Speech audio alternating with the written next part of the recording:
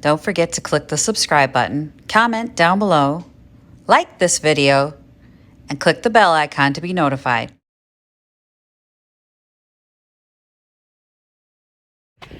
Good morning. So I'm standing in front of my garage. Clearly there's just a path down the center, so I'm trying to find the bins that I set aside for Junk Bonanza. That's my goal for the day, because now I can start moving stuff around, and I have to get to pick it this week. Drop some stuff off at Vintage Junkie. I have some good news from Vintage Junkie today. The 2 cafe chairs sold, and the buffet sold.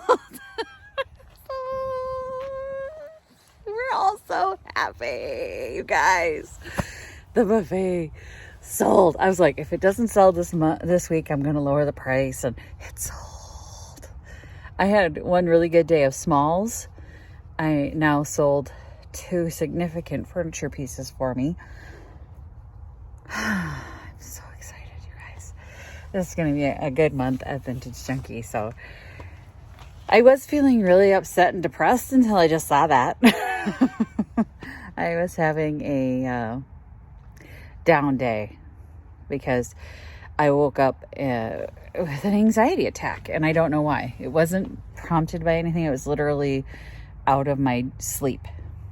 Anxiety, adrenaline flooding through me, like I needed to run and get away from whatever was happening. And I did have a dream that my husband said to me, "Can you think of 75 reasons why we should stay married?" And that set off like this anxiety, adrenaline. And when he came in, I said, "I've been up since 4 because you told me I had to come up with 75 reasons." And he goes, "Did you come up with any?" And I said, "Nope." And he's like, "Huh." So he gets punished for things that happen in my dreams quite a bit.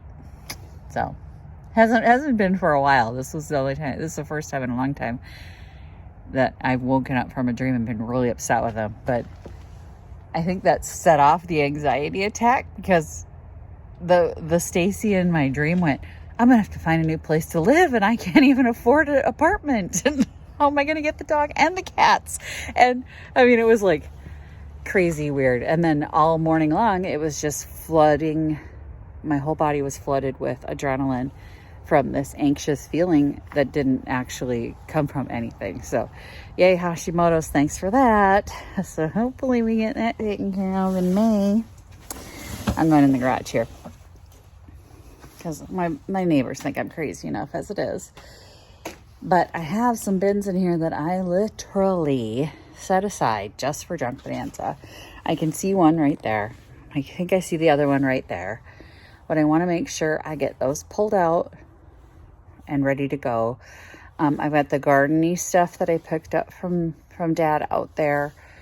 And I'm trying to figure out what pieces aren't going to go, because some of my pieces have seen Junk Bonanza once already, and I don't want them to go a second time in the spring. That doesn't mean that everything that was there in the fall is going to stay home, but there's going to probably be some significant pieces that, because they're very visible, you know, like if you were at the fall Junk Bonanza, you'd go, "Oh, that was here last time," you know, kind of thing. So I don't want to do that. I want to make sure I have something interesting for everybody. And then I'm realizing that some of my stuff has tipped over. I'm going to call it tipped over and not kicked over, so that I don't continue to have hostile feelings towards my husband today.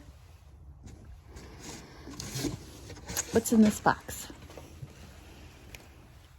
I don't know. Okay.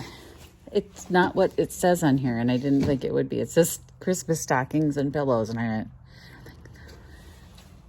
but I'm going to be in here finding my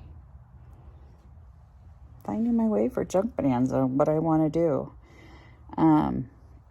Also pulling out a couple pieces for Vintage Junkie, because clearly I gotta bring them some stuff.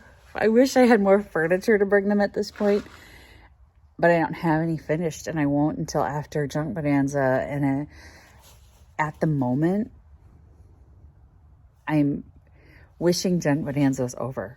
I mean, the lead up to the show is always so stressful, but I wish I could just be painting, because that's what I really love to do, is paint furniture and do that stuff. And instead I'm getting ready for this sale. And I just like to be painting and bringing stuff to Vintage Junkie, because it's kind of my passion. I do have those 2 bow tie chairs up there that I think I could redo, and they'd look cute at Vintage Junkie, which I know it's like my chair addiction got out of control, but they're selling, so can't say anything. They're selling. But I'm going to be in here now that I'm all jazzed up on those sale notifications. I'm so excited. I sold big furniture for a good price. That just makes my day. Just thrilled. You want to believe that you don't need to be validated, but damn it, you do. You need to be validated. I mean, sales have to come, or you start feeling like crap. And it's nice to have those sales at Vintage Junkie, so that, you know, I was so down. I was so down. Visit my blog, peonylanedesigns.com, for more tips, tricks, and inspiration. Thanks for watching, everyone. If you like this video, please give it a big thumbs up. Don't forget to subscribe and click the bell icon so you'll be notified of new videos. I post every week DIY tutorials and, of course, more junkin' videos.